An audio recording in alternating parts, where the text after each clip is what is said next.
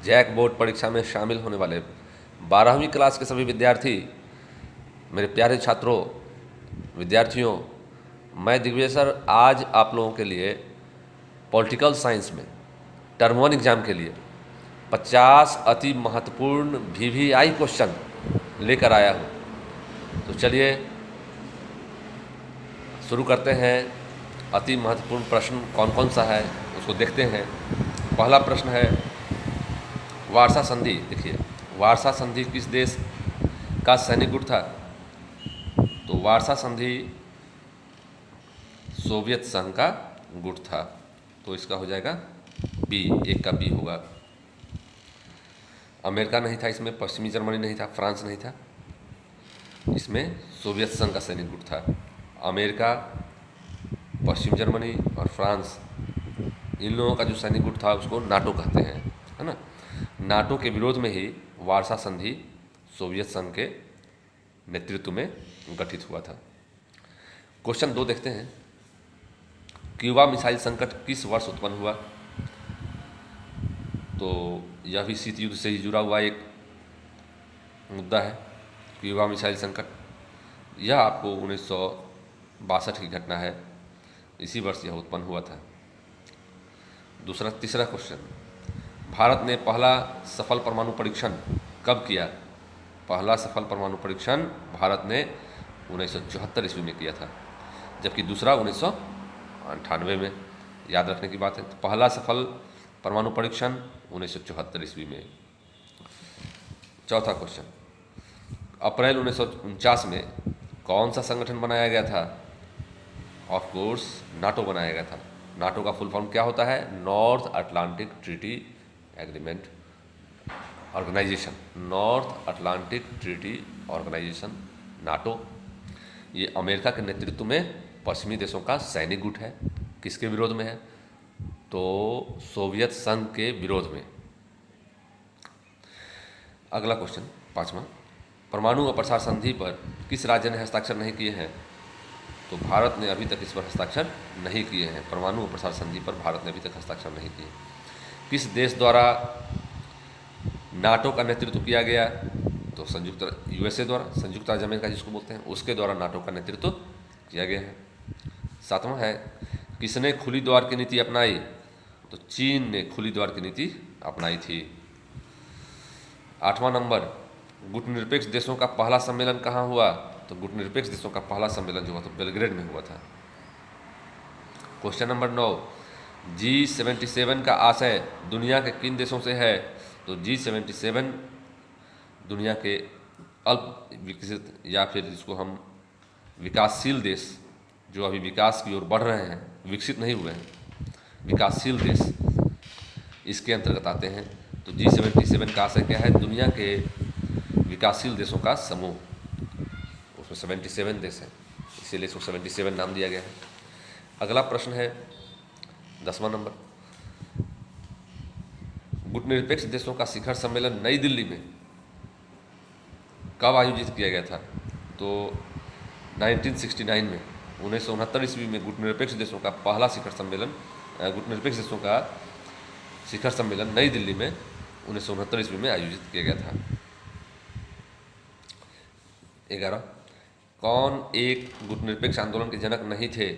तो देखिए ऑप्शन में जो दिया हुआ है, Sukarno, martial Tito, Pandit Nehru, Jawaharlal Nehru, ये सभी गुटनिरपेक्ष आंदोलन के जनक थे।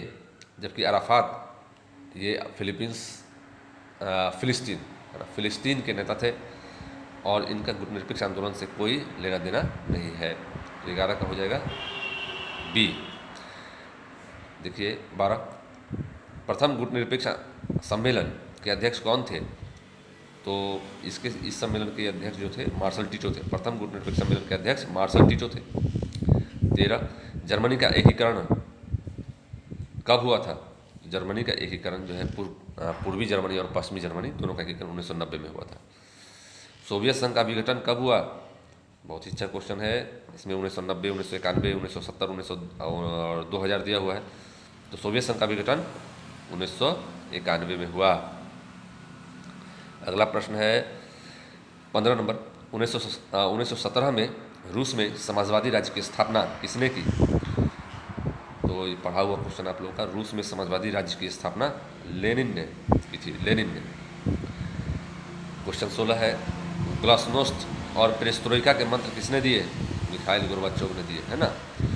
सोवियत संघ के नेता मिखाइल गोर्बाचोव, जो वहाँ के राष्ट्रपति थे, उन्होंने ही ग्लासनोस्ट और पेरेस्ट्रोइका के मंत्र दिए। क्वेश्चन 17, संघाई सहयोग संगठन में कितने देश शामिल हैं? ये संघाई सहयोग संगठन में 8 देश अभी शामिल हैं। पहले 7 थे, फिर एक और उसमें अफगानिस्तान भी शामिल हुआ, तो संख्या 8 हो गया है। स्टालिन संविधान कब लागू हुआ? तो स्टालिन संविधान जो है वो 1936 में लागू हुआ है। अगला क्वेश्चन 19, वार्सा संधि को सबसे पहले किस राज्य ने छोड़ा? तो अल्बानिया ने वार्सा संधि को सबसे पहले छोड़ा है, अल्बानिया, याद रखिएगा, ये क्वेश्चन आ सकता है। वार्सा संधि को सबसे पहले किस राज्य ने छोड़ा? अल्बानिया ने छोड़ा वार्सा संधि।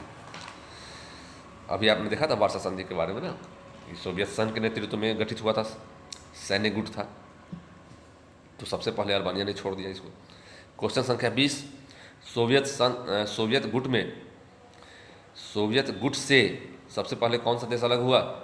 तो यूगोस्लाविया अलग हुआ। सोवियत गुट से सबसे पहले यूगोस्लाविया अलग हुआ था।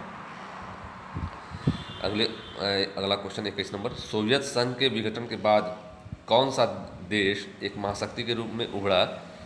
तो सोवियत संघ का विघटन जब 1991 में हो गया, तब उसके बाद से एक महाशक्ति का तो अंत ही हो गया था।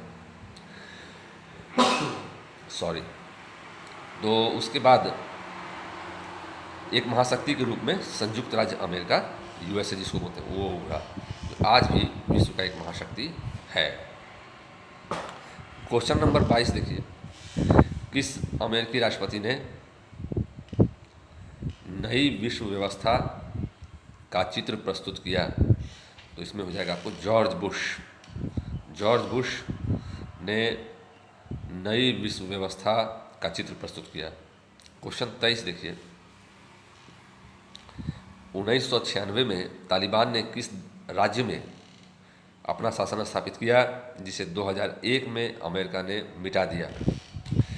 तो 1996 में तालिबान ने किस राज्य में अपना शासन स्थापित किया? तो 1996 में तालिबान जो है वो, देखिए, पाकिस्तान, ईरान, इराक, अफगानिस्तान, तो इसमें अफगानिस्तान हो जाएगा। अफगानिस्तान में अपना राज्य स्थापित किया था। क्वेश्चन 24, कुवैत को किस राज्य के चंगुल से मुक्त कराया गया? देखिए, कुवैत को, इराक जो है, देखिए, इराक, सोवियत संघ, पाकिस्तान, ईरान, तो आपको इराक मारना है। इराक ने कुवैत को अपने कब्जे में ले लिया था, लेकिन तब अमेरिका ने अटैक किया उस पर, और तब कुवैत को इराक से आज़ाद कराया था। अगला प्रश्न देखिए, इतिहास के अंत का सूत्र किसने दिया, या इतिहास के अंत का सूत्र किसने किया? तो इसका उत्तर हो जाएगा जीविगन्यु ब्रेजेजिंस्की, है ना। जीविगन्यु ब्रेजेजिंस्की ने इतिहास के अंत का सूत्र प्रस्तुत किया था। क्वेश्चन 26, भारत के किस प्रधानमंत्री ने अमेरिका के साथ असैनिक कार्यों के हेतु परमाणु समझौते का सबल समर्थन किया? तो किस प्रधानमंत्री ने अमेरिका के साथ असैनिक कार्यों के लिए परमाणु समझौते का सबल समर्थन किया? तो ये हो जाएगा डॉक्टर मनमोहन सिंह। उन्होंने कहा था कि भारत को अमेरिका के साथ परमाणु समझौता करना चाहिए, और परमाणु समझौता हुआ भी था। अब देखिए क्वेश्चन नंबर 27, क्वेश्चन 27, एक ध्रुवीय की स्थिति किस राज्य के एकमात्र प्रभुत्व का परिचायक है? तो बहुत ही आसान क्वेश्चन, संयुक्त राज्य अमेरिका उसी का परिचायक है। एक ध्रुवीय की स्थिति संयुक्त राज्य अमेरिका के एकमात्र प्रभुत्व का परिचायक। क्वेश्चन 28 देखिए, किस राज्य में मदरसे चल रहे हैं जहां तालिबान को आतंकवाद का प्रशिक्षण दिया जाता है? तो ये हो जाएगा पाकिस्तान में ही ऐसा होता है हरकत, और यहाँ पर से प्रशिक्षण लेकर करके ये तालिबान वाले जो लोग हैं अफ़गानिस्तान में भी आतंक और अन्य पड़ोसी देशों में भी आतंकवाद फैलाते हैं। क्वेश्चन नंबर 29 देखिए, संयुक्त राज्य अमेरिका में कुल कितने राज्य हैं? बताइए, इसमें आप लोग पढ़ भी हैं, 49, 50, 51, 52, कौन सा होगा इसमें? तो 50 होगा। 30 नंबर, द्वितीय विश्व युद्ध में अमेरिका ने जापान के किस शहर पर परमाणु बम गिराया था? तो देखिए, इतोशिमा, मिजा, मिसोमा, हाशिमा, नागासाकी। तो इसका उत्तर क्या हो जाएगा? नागासाकी। एक और था हिरोशिमा। तो दो शहर जो है, एक हिरोशिमा और एक नागासाकी पर परमाणु बम गिराया था। देखिए, हिरोशिमा नहीं है लेकिन नागासाकी ऑप्शन में है, तो नागासाकी मारेंगे। क्वेश्चन 31, किस तत्व ने भारत अमेरिकी संबंधों को टूटने के कगार तक पहुंचा दिया था? तो भारत और अमेरिका का जो संबंध है वो उसको टूटने के कगार तक पहुंचाया था। देखिए, भारत के परमाणु परीक्षण नहीं, ये नहीं होगा। भारत में वामपंथी की भूमिका न, ये भी नहीं। भारत का परमाणु और प्रसार संधि पर हस्ताक्षर न करना, ये सब भी भारत और अमेरिका के बीच संबंधों को थोड़ा कमज़ोर जरूर किया, लेकिन टूटने की स्थिति तक पहुंचाया था बांग्लादेश युद्ध, है ना। बांग्लादेश युद्ध ने भारत अमेरिका संबंधों को टूटने के कगार तक पहुंचा दिया था। उसके बाद देखिए क्वेश्चन 32 जो है, विश्व को इंटरनेट की सुविधा किस देश की देन है? तो संयुक्त राज्य अमेरिका की देन है। 33, अमेरिका के वर्ल्ड ट्रेड सेंटर पर हमला कब किया गया था? देखिए, वर्ल्ड ट्रेड सेंटर जिसको कहते हैं विश्व व्यापार केंद्र, 2 जुड़वा टावर था वहाँ और उस पर हमला कर दिया गया था। दोनों टावर ध्वस्त हो गया था और बहुत सारे लोग मारे गए थे इसमें। तो ये घटना कब घटी थी? तो अमेरिका के वर्ल्ड ट्रेड सेंटर पर हमला कब किया गया था? तो ये है आपका उत्तर। देखिए, सब एकदम सटा सटा हुआ है। इस तरह से परीक्षा में भी देगा, आपको दिमाग को ठंडा रख के, स्थिर रख के तब मारिएगा तो ठीक होगा, नहीं तो फिर गड़बड़ भी लग जा सकता है। देखिए, 11 सितंबर 2001, 9 सितंबर 2001, देखिए एकदम करीब करीब लग रहा है। 9 सितंबर 2002, 11 सितंबर 2000, सब सितंबर महीना, डेट भी मिला दिया गया है, खाली ईस्वी में भी थोड़ा आगे पीछे किया गया है। तो याद रखिए, इसमें हो जाएगा 11 सितंबर 2001 को। क्वेश्चन 35, पूर्व के नए आर्थिक बाघों की कोटि में, नए आर्थिक बाघों की कोटि में किसे रखा जाता है? तो इसमें आपको पूर्व के नए आर्थिक बाघों में मलेशिया को, देखिए मलेशिया ही तो है पूर्वी में, पूर्वी देशों में, भारत के पूर्व में मलेशिया है, एशिया का देश। तो यहाँ इसको नए आर्थिक बाघों की कोटि में रखा जाता है क्योंकि यह तेजी से अपनी आर्थिक स्थिति को सुधारते हुए बढ़ रहा है, इसलिए इसको नए आर्थिक बाघ की कोटि में रखा जाता है, जो अमेरिका को टक्कर दे सकता है। क्वेश्चन संख्या 36 आ जाइए, कौन सा देश गाजर और छड़ की नीति, देखिए गाजर और छड़ की नीति का अनुकरण करता कहा जाता है। 36 नंबर, गाजर और छड़ की नीति का अनुकरण करता कहा जाता है। तो इसमें हो जाएगा आपका चीन, गाजर और छड़ की नीति का अनुकरण करता है। 37 देखिए, एशिया का कौन सा देश G8 समूह का सदस्य है? एशिया का कौन सा देश G8 समूह का सदस्य है? G8 समूह जो है, ग्रुप 8, ये विश्व के अति विकसित राष्ट्रों का समूह है, जिसमें आपको एशिया का भी एक देश है, देखिए चीन, पाकिस्तान, भारत, जापान। तो इसमें कौन होगा? तो इसमें जापान होगा, ठीक है ना। क्वेश्चन नंबर 38 देखिए, इसमें साफ्टा समझौते पर किस वर्ष हस्ताक्षर हुए? तो साफ्टा समझौते पर किस वर्ष हस्ताक्षर हुए? साफ्टा का मतलब क्या होता है? तो south Asia free trade agreement, SAFTA, south Asia free trade agreement. तो इस पर किस वर्ष हस्ताक्षर हुए? तो इसको 2004 में हस्ताक्षर हुए हैं, ठीक है, याद रखने की बात है। साफ्टा पर 2004 में हस्ताक्षर हुए। 39, आसियान को मुक्त व्यापार क्षेत्र बनाने का निर्णय कब लिया गया? आसियान को मुक्त व्यापार क्षेत्र बनाने के लिए निर्णय कब लिया गया? तो ये 2003 में लिया गया, लेकिन 1994 में नहीं, 95 में नहीं, 95 दो बार लिखा गया लेकिन नहीं, 2003 में आसियान को मुक्त व्यापार क्षेत्र बनाने का निर्णय 2003 में लिया गया। 40 नंबर देखिए, यूरोपीय संघ की स्थापना कब हुई? ये आपने पढ़ा है, याद कीजिए कहाँ कब हुई। तो इसका उत्तर हो जाएगा 1957 में, 1957 में। 41 नंबर, कौन सा वर्ष भारत चीन मित्रता वर्ष, भारत चीन मित्रता वर्ष के रूप में मनाया जाता है या मनाया गया? भारत चीन मित्रता वर्ष के रूप में किस वर्ष को मनाया गया था? देखिए, इसमें 1962 में तो लड़ाई ही हुआ है, 2000 में भी नहीं, 2004 में भी, 2006 में हो जाएगा। 2006 में भारत चीन मित्रता वर्ष के रूप में मनाया गया था। 42 नंबर, निम्न में कौन एक देश नहीं है? देखिए, म्यांमार, भारत, चीन, हांगकांग। तो इसमें म्यांमार देश है, भारत देश है, चीन एक बहुत ही शक्तिशाली राष्ट्र है। हांगकांग जो है एक अलग राष्ट्र के रूप में अपनी पहचान बनाना चाहता है, प्रयासरत है, लेकिन चीन अपने अंतर्गत उसको शामिल करना चाहता है। अभी स्वायत्त क्षेत्र के रूप में इसको माना जाता है, एक देश के रूप में नहीं। और चीन चाहता है, अभी वर्तमान समय में भी क्या हो रहा है, अमेरिका को टक्कर देते हुए चीन चाह रहा है कि हांगकांग को किसी भी तरह से अपने क्षेत्र में मिला लें। तो हांगकांग जो है सो एक देश के रूप में मान्यता इसको नहीं है। तो कौन सा एक देश नहीं है, तो हांगकांग एक देश नहीं है।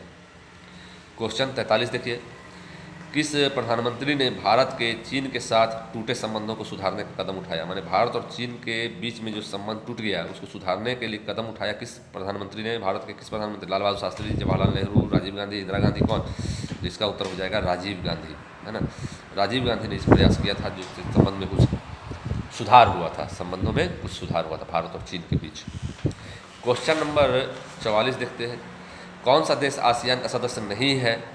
तो आसियान का देखिए फिलीपींस भी है, इंडोनेशिया भी है, सिंगापुर भी है, लेकिन श्रीलंका जो भारत के दक्षिण में है वो आसियान का सदस्य नहीं है। क्वेश्चन नंबर 45, यूरो क्या है?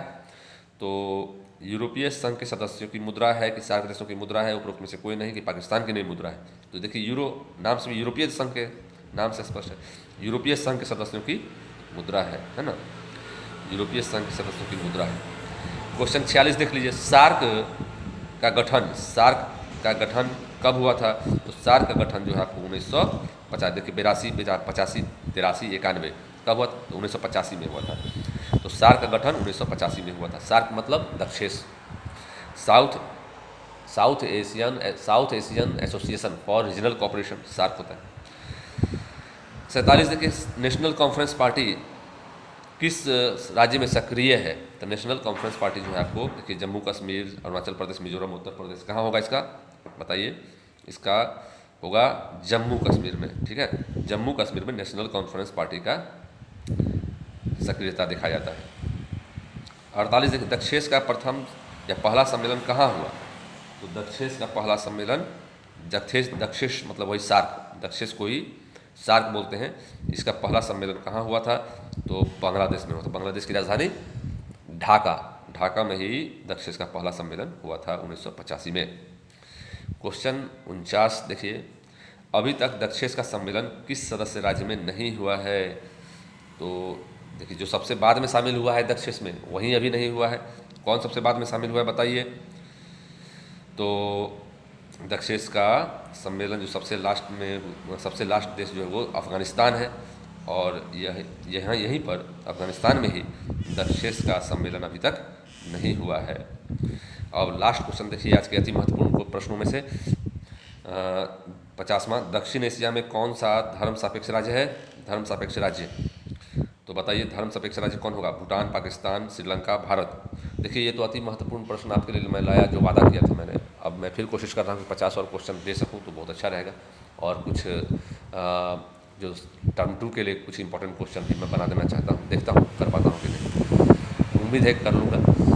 तो आपसे आपके प्रोत्साहन, आप हमें प्रोत्साहित करें थोड़ा, आप सब्सक्राइब करें, कमेंट ज़रूर करें, आपको अच्छा लगा, कैसा लगा ये वीडियो, कमेंट करें थोड़ा, कमेंट में कितना देर लगता है, लाइक करें, शेयर करें, ताकि मुझे उत्साह मिलता रहे और मैं आपके लिए काम करता रहूं। ठीक है, तो चलिए 50वां का लास्ट क्वेश्चन का उत्तर देख लेता हूं। क्या होगा? दक्षिण एशिया में कौन सा धर्म सापेक्ष राज्य है? तो देखिए भूटान, श्रीलंका, भारत, ये सब धर्म सापेक्ष राज्य नहीं है, ये सब धर्म निरपेक्ष राज्य है। भूटान, श्रीलंका, भारत, लेकिन आपका जो है सो पाकिस्तान जो है वो धर्म सापेक्ष राज्य है। ठीक है, तो इस तरह से आपने देखा 50 अति महत्वपूर्ण प्रश्न, और हम लोग फिर जल्द मिलते हैं नेक्स्ट वीडियो में। वीडियो देखने के लिए बहुत धन्यवाद।